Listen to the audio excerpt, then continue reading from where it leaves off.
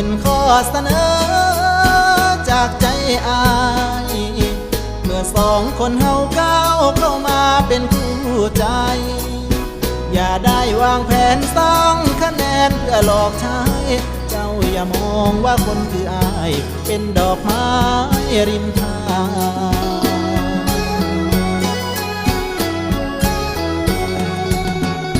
โอ้ค้างมาหลายแล้